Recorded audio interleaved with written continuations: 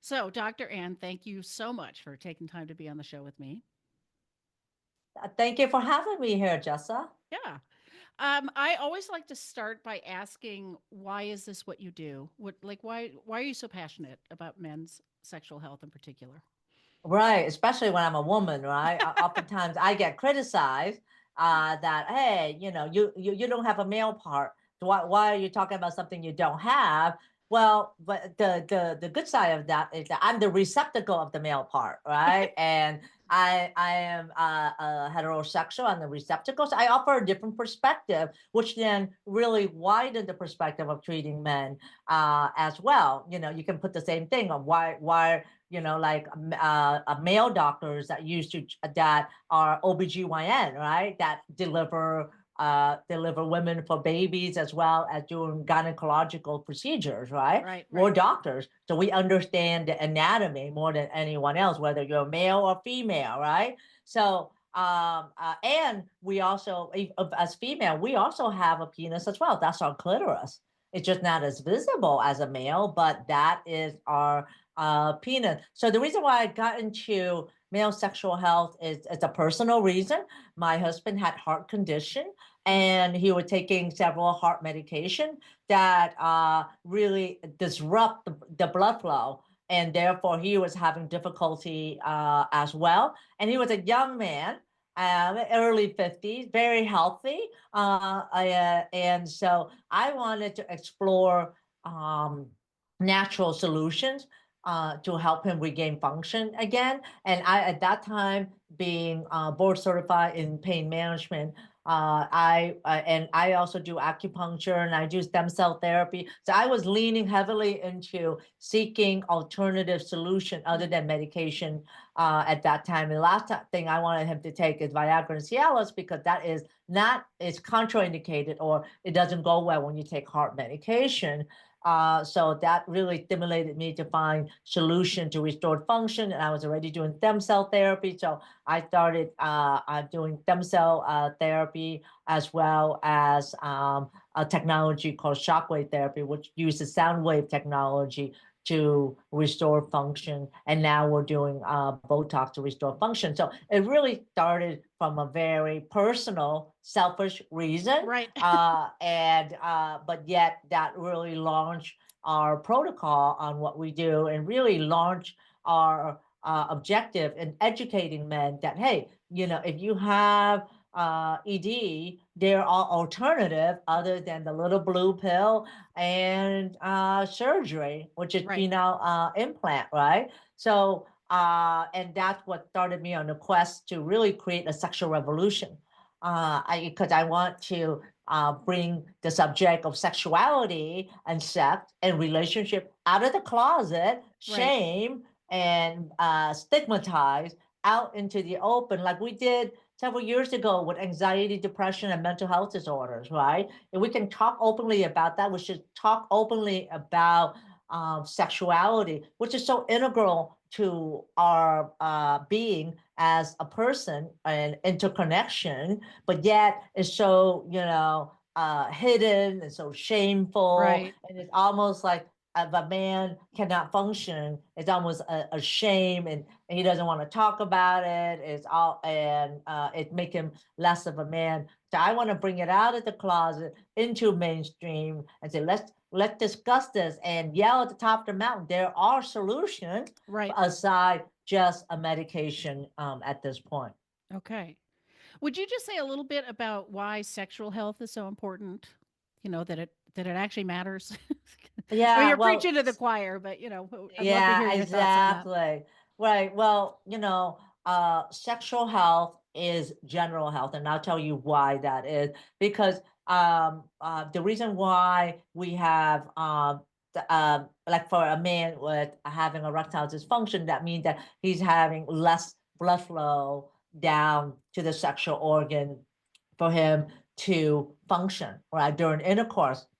So less blood flow, meaning that there's not enough blood flow going into the sexual organ and staying in there. So that means it is a circulation problem. Okay. And so what else is dependent upon circulation problem? Heart. Yeah. your brain like having a stroke, like a heart attack, like having a stroke, as well as circulation down the legs and arms. So the reason why sexual health is almost like a warning sign is because the arteries and the veins that are in the male organ, the penis, is that it is the smallest in the body. It is Mm. between 1 to 2 millimeter. It's like the rice of an ant. I mean, the size of a rice or an ant Yeah. millimeter.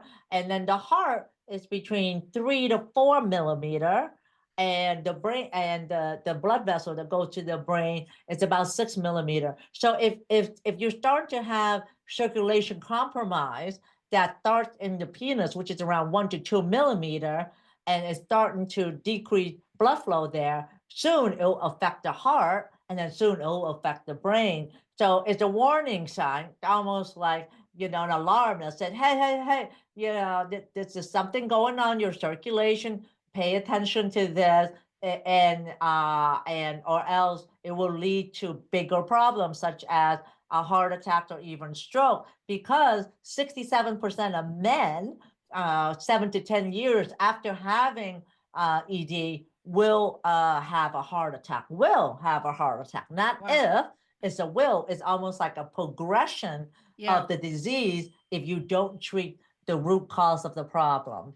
Does that Okay, so make sense? yeah, it totally makes Yeah, sense, but it also suggests to me like, boy, men shouldn't just go work on the ED. They better do something about their circulation problems, right? Like we don't want to absolutely. just fix the penis, right? If this other thing is going to deteriorate around your Yeah, feet. Yeah. absolutely. That's what I want to convey to men and women, is Hmm. that it's not just about sex, it's really about your health, right? Yeah. And one of the things that I teach a lot is that take care of your penis like the way you take care of your teeth. Right? Yeah, you brush your teeth, you floss, you mouthwash, and you brush your teeth twice a day, right? Sometimes even more than that. Why can't you do the same thing to your sexual organ, male and female as well too? Because you take care of it, it'll take care of you. It'll be there for the rest of your life. Yeah. Is ED any more prevalent these days? Is it a growing, besides the fact that the older population might be growing? Right, right. So there was a study that was done in 1994. It was a landmark study that looked at the prevalence of ED. This is 1994, Okay. 30 years, right? Yeah, yeah. Ago. And this is before COVID. And it shows that 50% of men over 50 have ED, 60% of men over 60 have ED, and 70% of men over 70 have ED. And the severity of ED is higher the older you get. So Right. let's just say 50% of men over 50 have ED and 40% of men over 40 have ED. All right. So that was in 1994, right? And so the reason why ED is so common is because it is being affected by your lifestyle. It's Mm. being affected by what you eat. Hmm. It's being affected by your exercise level, your sleep, and your stress level. Ah, And all of that none of we that's all getting better, encounter. is it? Right. Exactly. And none of it is getting better because our sexual health or just general health depend upon what we feed our body, Right. right? And our exercise and our sleep and our stress level. So if that is all, you're not eating a healthy diet, you don't exercise, you're overweight, you don't sleep well because you're staying up late watching Netflix, and you're constantly on the phone, and we're doing, three different things at a time. Well, that's why sexual health is so common and is on the rise, because 1994, I don't think we had cell phone then yet, right? It Mm, wasn't even counting towards smartphone. It wasn't even accounting for social media you're in right. 1994 or COVID. I assume that number is probably even a third more. I would like to have that at that large study being repeated. Yeah. Um, so that, because that didn't account all the social media that we're facing, didn't account for the widespread utilization of porn as well. Because in 1994, you want to watch porn, it's like Playboy book, right? Right. Or I Go to the guess video VHS. store. Yeah. Yeah, video store. Go to the video store and go to that back door, the back room, and try to hide that you Right. got was it VHS or DVD? Maybe at that time with DVD. 1994. I think my son wasn't even born yet. So, but probably VHS. But the point I'm trying to make is that number maybe even be more, and that sexual health is related to all those four pillars that I mentioned: diet and exercise, sleep, and stress. And now we're seeing more sexual dysfunction in younger men. Why is Oh, that? Because of the rise in vaping, smoking, yeah. with the with the pen. Because you have that vape now, but you can still get the same more nicotine through the vape than you do with the Wow. cigarette. And then the availability of porn, the accessibility of porn nowadays. You can get porn now on your phone, Right. right? Right. And also gaming, the computer, working virtual, Hmm. and also the availability of fast food, of getting food delivered at Right. Right. home now. And so not a lot of opportunity for exercise or activity. So we're seeing more men, more younger men with sexual dysfunction.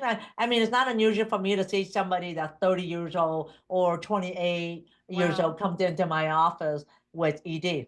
Yeah. But fortunately, those are reversible and treatable very quickly, Okay. very, very quickly. It's the older men who had let their ED gone. I've actually men that would have ED for 30 years, Right. then come Right. into my office and say, "Fix me in 1 week." So it's the older men with decades of ED that are more difficult to treat, but still treatable, Yeah. still treatable. But if the younger men, if they know what they need to do to maintain their sexual health, because they're probably more motivated, right? Because they're more motivated to maintain their sexual health, then they can avoid the effect of ED. What is that? Eat a healthy diet. What kind of diet? A Mediterranean diet. Easy, which it focuses on vegetables, fruit, lean meat such as chicken and fish and pork, and then maybe once or twice a week of red meat. That is really easy. What I tell my patient and the men I work with: eat what the earth grows for you. Right. Right. Whatever grows, the earth grows for you, and don't eat anything that is in a plastic bag or a box. Right. All right. Yeah. And when you go grocery shopping, you just shop on the perimeter of the supermarket, because that's where all the raw food is. So um, just so that we want to break it down. And that's why I talk about the Mediterranean diet. Exercise, well, 30 minutes 3 to 4 times a week is all you need to do, and that's as simple as walking. Hmm. And you don't even have to belong to a gym. You don't have to do any heavy weight or anything. Just brisk walking to a point where you have difficulty counting 1 to 10. That's it. My kids say, the air is free. You go walk outside. You Right. go you go walk around your neighborhood. And as long as you kind of stress your body to a point where it's kind of hard for you to count 1 to 10, and then sleep. I can't stress to you how important sleep is to your health, Yeah. because when we sleep, our body heal physically and psychologically as well. From 10 to 2, our body heals physically, and then from 2 to 6, our body heals psychologically. So best time to sleep is between 10 to 6 o'clock in the morning. But I'm a night owl as well too. But as long as you get your 7 hours in, is the best. And the fourth component is stress reduction. Right. Right. And I know for men, it's like, I'm not going to do yoga. I'm not going to meditate. I'm not going to, stand on my hand like that. When I say stress reduction, I'm saying like, when you exercise, and go walk outside more, because when you walk outside with Mother Nature, there is a cohesion between Mother Nature and us that really calm you down, increases your focus as well. Be like, and wake up in the morning. Don't grab your phone the first thing. wake up, do your morning routine, and wait for 30 minutes until you grab your phone. At nighttime, don't touch your phone an hour before you go to bed.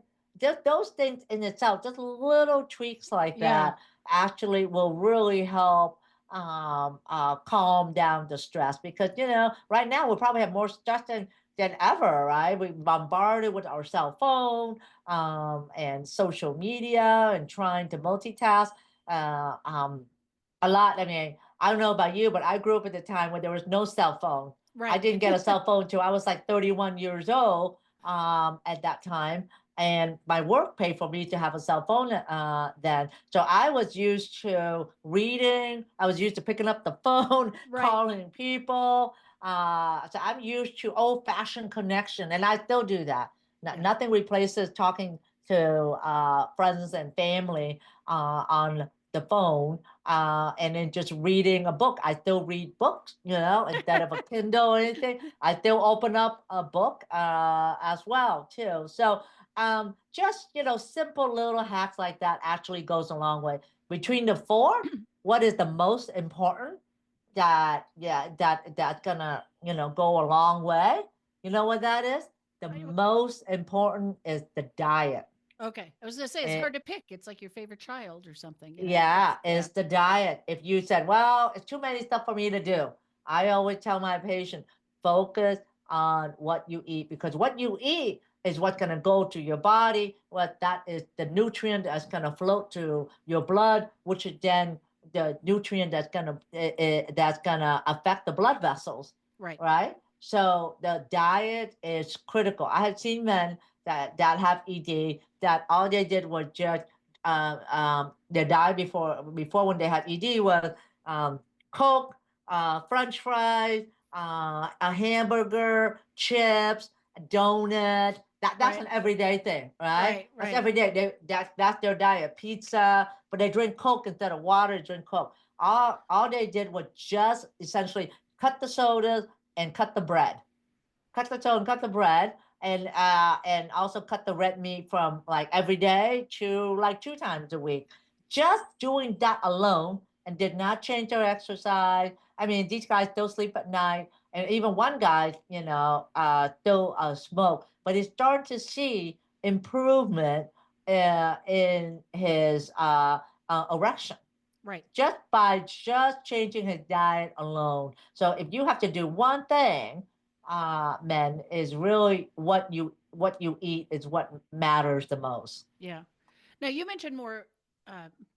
mentioned more young men coming into your practice, and I'm just sort of wondering how you would distinguish or describe true erectile dysfunction versus, what we call performance anxiety. Because I get a lot of young men in my practice too, and they're just so nervous with a partner, all these expectations and myths, and it's not really a physical issue, right? Absolutely. I tell them this: if you have morning wood, then the all the plumbing, the mechanics is working. Okay. All right. So it's really more up here. If Yeah. you have morning wood, but most men don't know they have morning wood. There is a device called Firm Tech that you can put and men can put on their penis that actually will tell you have erection at nighttime.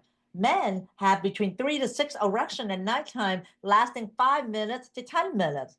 So, but if you're sleeping, you may not notice that, right? Right. Right. So there is a device that measure the erection. So if they're having erection while they sleep, and they're having erection when they masturbate, and then most likely it's more of performance anxiety, more psychological. Right. And so if it's physical, then it's no erection most of the time, whether with a partner or without a partner. Now, you can still orgasm without getting a full erection. Right. You still ejaculate without getting a full erection as well. So, but what I see with physical causes of erection is that it's difficult for a man to get an erection. It's not just full blown. So it's difficult for him to actually he can start an erection, but it's difficult for him to maintain it Mm. for rigidity enough for penetration. Hmm. So that's what the commonality is the difficulty in maintaining that rigidity. and but they can get an erection. So that's more of venous leak, meaning due to the veins not being fully collapsed to maintain the blood in the penis. That's the most common presentation of ED, which luckily is the most easiest the easiest way to treat. The harder part is the where you have not enough blood flowing in from the arteries, and that that it will come more as the inability to even get erection at all. Okay. All right, but again, that can still be treated as well too. And so, even though I do, what you call invasive treatment with using your own stem cells and Botox and shockwave and all that to the penis, I still stress that if they do that, they still need to continue in eating better, Right. following the Right. Mediterranean diet, exercise, sleep, and stress reduction. Without doing that, long term wise, they're just going to revert back to the way they were before the treatment as well too. Right. So let's talk treatment a little bit. You mentioned Viagra and being contraindicated with heart medication, or for some people. Any other problems with that? And what do you do? Just talk more about what you do instead. Can you clarify the question again? Well, is there So, any other reason not to take Viagra besides that it might be contraindicated? yeah. Well, if you take heart medicine, that's one of the things. If you have low blood pressure, or if you're on multiple blood pressure medicine, Viagra, what it does, Viagra opens up the blood vessel, and for that's how it helped with helping with erection, because it opened up blood vessel to allow more blood flow to the penis, but it also allowed more blood flow everywhere else and lower the blood pressure everywhere else. So that's why you hear the most common side effects is blurry vision, like Mm, blue vision, dizziness, nasal congestion, and also indigestion as well. And one of the side effects is that it can lower blood pressure so much that you can faint, mm, and that you can even have a heart attack as well. People have died taking Viagra because they're probably on multiple medications for blood pressure. Some can be on two or three, but then you take Viagra, it plummet your blood yeah. pressure, and that can have serious disease there. And certainly, if certainly for someone that has recently had open heart surgery or any type of heart procedure, they should be taking it. You should always take it under a physician supervision, Yeah. because the physician will advise you on whether the medication you're taking is appropriate for it or not, and monitor your blood pressure. Because most men don't realize it is not a medication you take like gum. Right. Right. I know that you men can get medication over the internet I was easily, gonna say you right? just get it through the mail, right, and never get any Right. oversight. Yeah. Right. Exactly. You can get it over the mail and don't get any oversight, and no one's following you and checking to see if the dose that you're taking is correct, or you're taking the correct dose. How is that affecting with your medication? And do you need to adjust your medication when you're taking Viagra or Cialis? Because sometimes you have to adjust the other medication as well too. So definitely need to take this under the supervision of a physician. But instead of taking the medicine, really look at the cause, treat the cause. Because when Yeah. you treat the cause, you're going to reverse the condition, so you never have to take the medication again. Hmm. So talk to me a little bit about treating the cause. What is this stem cell Yeah. treatment that you keep Well, talking about? right. So, but let's kind of go one step back and say, let's say you don't have access to see a doctor. If a man has ED, first thing you need to look at, okay, what am I eating? What's my Right. diet like? Right. What's my diet like? Am I eating a clean diet with just vegetables and fruit and lean meat? That's number one. What's my weight? Am I exercising? Be true with yourself, Hmm. right? Are you exercising at least 150 minutes a week? So what's my weight, and then how's my sleeping schedule? Am I sleeping soundly at nighttime? And the other thing is stress, but all of us are stressed, and men just deal with stress differently. So what I tell them is that once you exercise, everything will kind of come into play. So Right. they got to evaluate that first. Right, All right. They right. gotta do all that And lifestyle right, stuff, right. you got to do that lifestyle assessment first. And then, so, what we do in our office is really kind of giving a boost to get more blood flow going down in the penis. And so what I do is that I harvest your own stem cells that you have. We have stem cells in our body all the time. It's floating in our blood. Okay. It's a small cell called platelets that comprises about 1% of our blood, and it looks like a little kind of balloon. But it has a powerful function. What it does is that it creates a clot. So when, let's say for an example, you cut yourself, and like let's say you cut yourself, like a paper cut, right? All right, the platelets go to that cut and clot it, so that way you don't bleed out. All right. And then once it clotted, it releases all these substances called growth factors that sends messages to other cells to come to the area and start healing the cut. So they send other messages of other white cells that come to the area to start healing that cut to create the scar tissue that we see, right? So we have healing capabilities all the time, but it doesn't go to the area we need to heal because of poor blood flow, Right. right? So that's the reason why. So what I do is I take those platelets and not because I wanted to clot, but I take those platelets because of its ability to hone other cells or to call other cells to the area to stimulate a reparative response Do you to get the repair. so you're drawing blood and separating out the Yes, platelets? yes. Okay. I'm drawing blood. So how I get it is that it's like a blood draw. When Mhm. you go to the lab and when you check your cholesterol and blood sugar, it's a blood draw. We process it and we isolate only the platelets. Okay. And we don't use the red blood cells. We isolate the platelets and the plasma.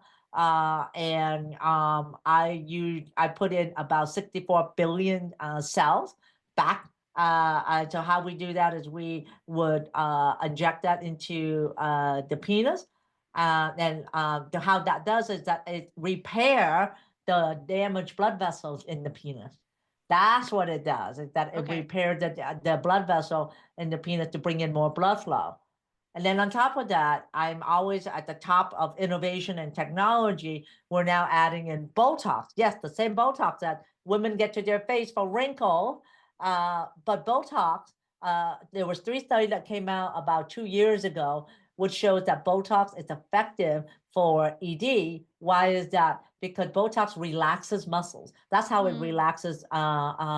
relaxes wrinkles. Well, it relaxes muscle. What did the penis have to do in order for it to get an erection? It needs to be relaxed. The Mm. muscle has to be relaxed in order for it to expand to get more blood flow in it.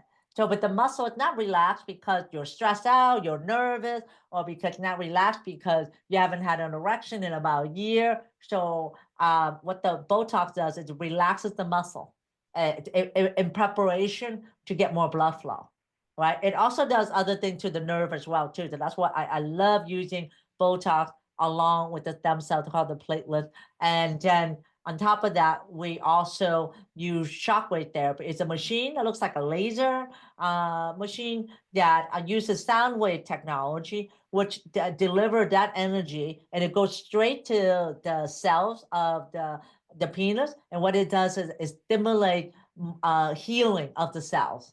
So Hmm. we attack it from blood flow, we attack it in the muscle, and then we attack it inside the cell for healing. And that gives the penis a boost and like, whoo, all right, I'm going to repair this tissue here.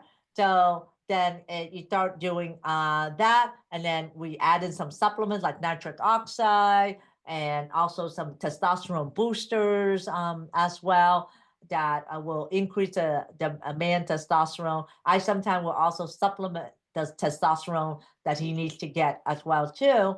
And then along with the lifestyle modification and coaching. So we attack it from a physical perspective and Mm. boosting more function of the penis. And then we also attack it from the lifestyle perspective as well too. So you can get longer result so that way you can really reverse ED. But I have to tell you, it takes work. It's not easy. It takes work. It's like losing weight because everything you do like that is also helpful for weight loss as well, Right, right? right. So it's like losing weight. You gotta change your mindset, be persistent, be motivated to eat better, to exercise, right? So and that's where we coach our men in making sure to give them accountability so they can follow through after the treatment so they can maintain their result as well. Yeah. So typically, I mean, maybe, I guess it depends on age and severity, but how long are people in treatment? Is this a one, once you've finished up your course of treatment, you're done?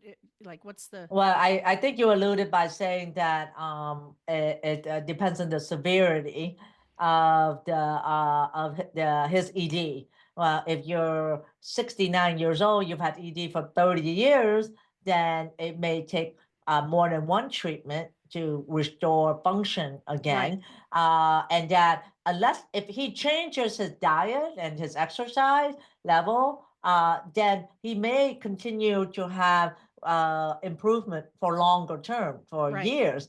But if he doesn't, then he's going to need probably repeat treatment in about 1 to 2 years. So it's Okay. all dependent upon him, on Right. how motivated he is to work on his lifestyle for his sexual function. But you can take another man that's 50 years old that just had ED for maybe a couple of years. One treatment is really all he needs Okay. to get restoration again, and then he does the lifestyle modification, he may not need any more treatment. And we have seen that as well too. Right. We have seen that as well. So one of the things that I really want to stress is that the younger you are, the faster the reversal of ED, and the more of an improvement. It makes sense, right? If you Yeah. start when you're first have a problem, it's easier to fix. But if you have a big problem, you have to chisel it away, and there are some things that cannot be fixed because I can tell you this. We're seeing more and more men getting penile implant. All right. Uh, I mean, we're seeing men in their 30s getting penile implant, which is a shame wow. because the algorithm, if they take Cialis or Viagra doesn't work, they do Trimix, which is an injection to the penis. If that doesn't work, penile implant. But as we all know, you need to, in order for you to get an erection, you need to. It starts in the brain. It doesn't start in the penis. Right. Right. So because those medication will not increase your libido, will not get you aroused, Right. right? Will not get you in the mood. But if you're anxious or you're depressed, you're distracted, you're stressed out, nothing's gonna happen down below the belt. Right. And so that's not taken into account. So I tell you not, I saw a man the other day who was 30 years old and the doctor offered him a penile implant. Oh, And he was smart enough to say, wait a I'm not minute. so sure that's right for me right Yeah. now. I'm 30 years old here. So he came to see me for a second opinion. And I was like, oh, thank God, you're Yeah. here. Wow.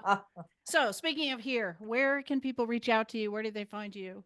Um, Yeah, so so the best way is that we're located in Fredericksburg, Virginia, just right out of DC. They can check out our website at trungrehab.com, TRUONGREHAB and also we also have they go there. We have a supplement store which also will kind of you take the supplement that will kind of boost more blood flow and boost more testosterone. And our supplement store is quickly called ednomore.com. okay. So check that out as well too.